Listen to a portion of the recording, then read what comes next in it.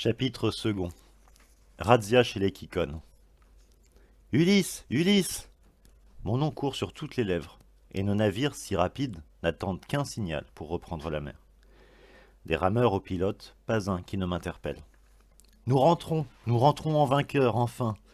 Puisse Athéna la divine nous guider vers Ithaque par les droites routes marines. Ce ne sont que cris de joie.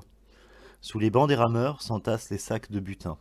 Les hommes, en cadence, prennent de la vitesse, et le sillage blanc des navires se referme derrière nous. J'entends le chant des marins, peinant ensemble à hisser le mât et les voiles pour prendre le vent. Le cœur battant, nous repartons vers les rivages familiers, ne sachant rien ou si peu de ce qui nous attend là-bas. Reconnaîtront-ils nos visages? Qu'ont-ils fait, eux, pendant tout ce temps? Nos femmes nous sont-elles restées fidèles après tant d'années? Les navires s'enfuient sous les vents favorables, mais dès que la nuit se confond avec la mer, les hommes prennent peur et s'interrogent. Qui les attendra encore sur la grève du port? En mer, une querelle stupide avec l'orgueilleux Ménélas, trop content d'être vengé et d'avoir plus que sa part d'or et de trophées, m'oblige à revenir vers Troie alors que je fais route pour Ithaque avec lui. Agamemnon avait raison, j'aurais dû rester et sacrifier comme lui à Athéna des bœufs bien gras. C'est elle qui a convaincu les dieux de nous donner la victoire, malgré la haine d'Apollon. Il soutenait, lui, le camp des Troyens, et nous envoya même la peste pour décimer nos guerriers. Aphrodite non plus ne voulait pas notre victoire, car elle avait poussé Paris à enlever la trop belle Hélène. Quelle déception de revenir une fois en mer, avec mes 12 navires, auprès d'Agamemnon resté à Troie. Cela différait encore une fois notre retour. Mais bientôt, les proues bleues de ces navires et celles des miens, flanc à flanc, fendent les hautes vagues pour regagner la Grèce au plus vite. Nous éviterons le grand large, trop dangereux à cause des autres bateaux, ceux des marchands et des pirates, pour aller d'île en île. Ainsi, nous pourrons naviguer tout le jour, et, le soir, laisser les embarcations au mouillage dans la crique d'un port, ou tirer les bateaux à terre pour manger et dormir. C'est plus sûr. Les navires filent bon train, quand brusquement le vent se lève. Aussitôt, j'avertis les pilotes et les hommes d'équipage. Affalez les voiles! En un instant, je perds de vue les navires d'Agamemnon. La mer se creuse. Nous dérivons dangereusement. Le gouvernail, sous la houle trop forte, ne répond plus. Il risque de se rompre. Il faudrait regagner la terre au plus vite. Enfin, la tempête se calme, mais la flotte d'Agamemnon a disparu, et mes navires affrontent seuls la mer gonflée de vagues. Tous les marins savent que les 4 vents, dont l'humeur est aussi changeante que celle des dieux, égarent les bateaux. Ils s'en méfient.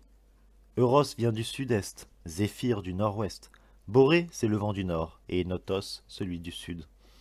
Un jour ils sont favorables, et le lendemain ils emportent au loin. Pour peu qu'ils soufflent ensemble, on devient une proie facile sur la mer. À mon signal, tous les bateaux virent de bord.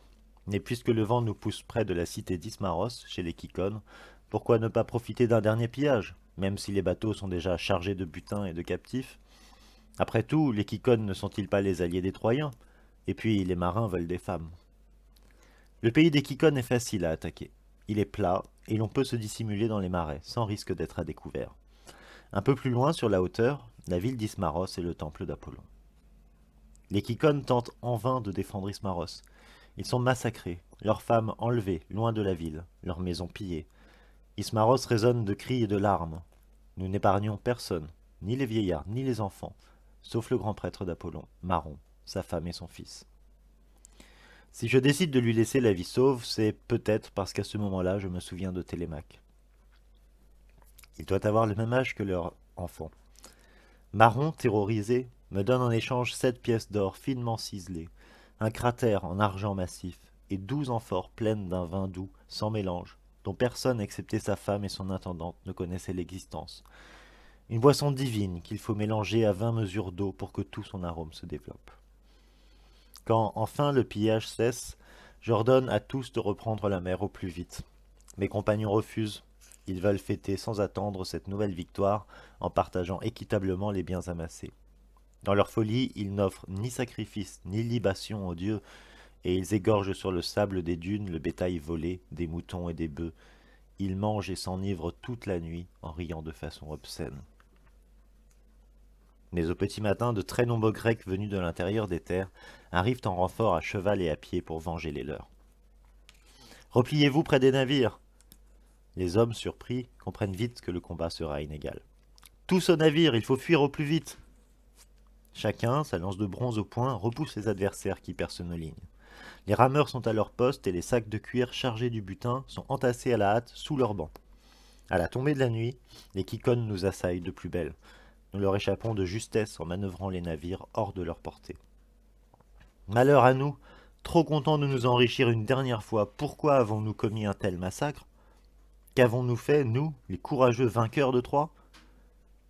Nous reprenons la mer avec tristesse en comptant le nombre de nos compagnons morts, 6 par navire. Leurs corps gisent abandonnés sur le rivage. Malheur à moi, malheur à nous, maintenant. Nous devons craindre les dieux car les vivants doivent une sépulture aux morts. En un instant, la tempête se lève. Zeus est offensé par notre impiété, car les hommes ne lui ont offert aucun sacrifice avant de ripailler, et les morts se décomposent sur le sable. Zeus nous maudit. La route du retour sera périlleuse. Voilà qu'il rassemble les nuages et nous sommes pris dans les bourrasques de Borée. Tous les rameurs à leur place, affalez les voiles! La terre et la mer se confondent. Nous perdons nos repères, les bateaux tanguent, et la violence du vent déchire les voiles. Affalez, affalez, nous prenons trop de gîtes, nous allons coucher les bateaux! Les proues bleues disparaissent dans les vagues. La mer déferle dangereusement jusque sur le pont. Les rameurs souquent sans relâche pour échapper à la force déchaînée de Borée et gagner la terre ferme. 2 jours et 2 nuits, nous resterons prostrés sur le rivage, tourmentés par ce qui vient d'arriver, et bien conscients que les dieux nous poursuivront ainsi jusqu'à notre retour à Ithaque. Combien parmi nous reviendront sains et saufs chez eux? Quelles autres épreuves désormais nous attendent? À l'aube du 3e jour, nous repartons en mer et hissons les voiles blanches pour prendre le vent. Ce jour-là, les navires filent, rapides. Les côtes d'Ithaque se rapprochent et nous pouvons à bonne vitesse atteindre l'île en quelques jours. Que les pilotes gouvernent droit, et nous raconterons bientôt nos exploits guerriers à nos femmes. Nous oublierons les jours de tempête. Mais tout à coup, en doublant le cap Malais, le courant, la houle et Borée, le vent du nord, nous éloignent soudain de Cythère. Il nous entraîne, impuissants, dans un monde au-delà du réel, où les humains perdent leurs repères, où la magie et les sortilèges s'entremêlent, et dont il ne faut surtout pas franchir la frontière. Je me croyais au bout du voyage. Je comprends alors, effrayé, le cœur serré d'angoisse, que nous allons au devant de notre destin. Les jappements d'un chien courant dans les herbes sèches réveillent Ulysse. Il ne sait plus très bien où il se trouve sur la terre d'Ithaque, ou avec les marins à bord des navires effilés et rapides qui l'emportaient au-delà du cap Malais. Pourquoi a-t-il dû endurer toutes ces épreuves, être exilé si loin des siens, et voir mourir ses compagnons? Est-ce ainsi que l'on devient un guerrier, un homme, un héros? La gloire a un goût amer. Elle ne réjouit que les poètes, eux qui en racontent seulement les épopées. Mais les héros ne sont pas des dieux. Que valent leur victoire, l'or, les biens précieux et le vin doux des vignes ensoleillées, lorsqu'on ne choisit pas librement la route qui ramène vers le monde des hommes et vers sa patrie? Puis le soleil se fait vif et la chaleur blanchit les pierres du sentier. Ulysse, aveuglé par la lumière, cherche l'ombre de sa demeure. Il restera ainsi, songeur, sous la tonnelle de vignes sauvages jusqu'au soir. Pourtant, demain, dès l'aube, fidèle à ce qu'il veut savoir de lui-même, il appellera ses souvenirs, et ils surgiront des profondeurs de la nuit.